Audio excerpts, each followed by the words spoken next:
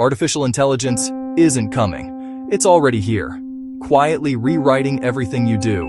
It's choosing what you watch, what you buy, even what you believe.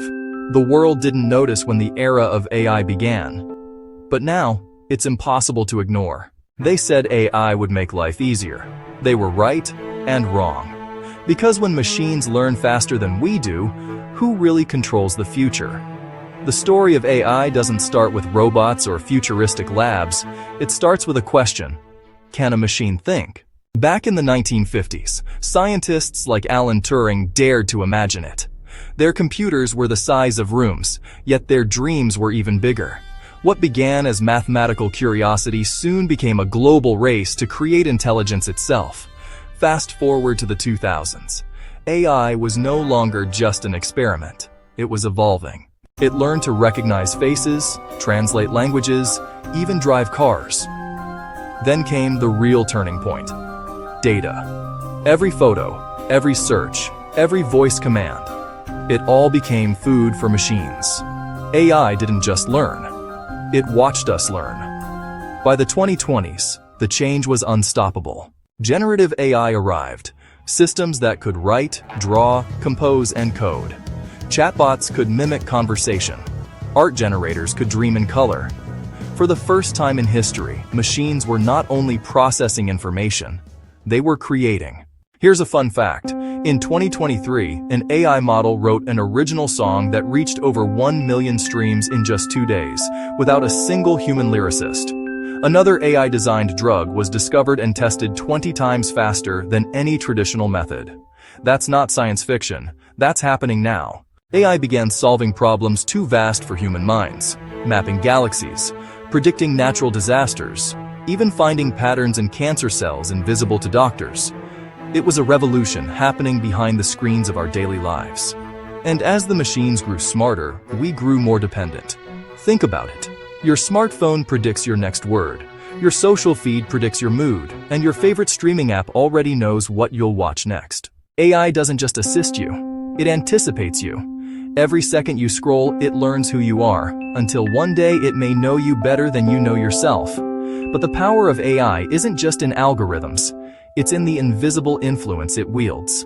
It decides which news you see, which job you're offered, and which face unlocks your phone.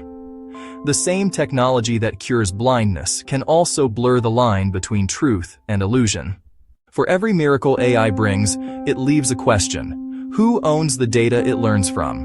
Who decides what's fair when the decision maker isn't human? The danger isn't robots rising against us.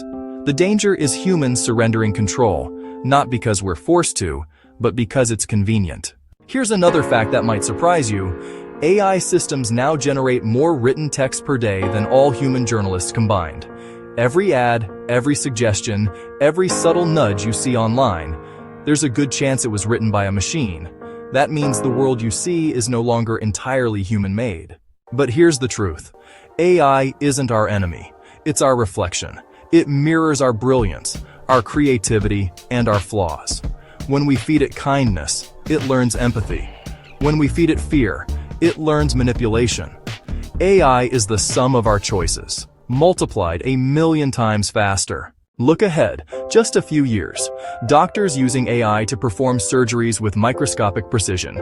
Teachers guided by digital tutors that adapt to each child's learning style.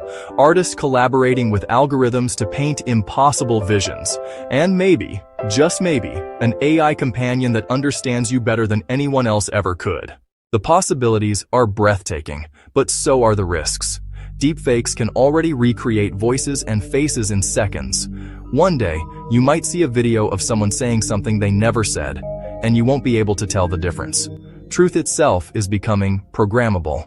Still, there's beauty in the chaos. For the first time in human history, intelligence is no longer bound to biology. We've created a kind of digital evolution, and now we must learn how to live with it. So, what happens next? That depends on us. If we use AI to replace ourselves, we lose. But if we use it to amplify who we are, to imagine, to build, to connect, we win. Because AI doesn't have a soul, a dream, or a purpose. We do. And maybe that's the point. The machines are not our future. They're our mirror. They show us what we can become if we let curiosity win over fear. If we guide intelligence with wisdom. If we remember that creation was always our greatest power. So yes, AI changed our world, completely, forever. But it didn't replace us.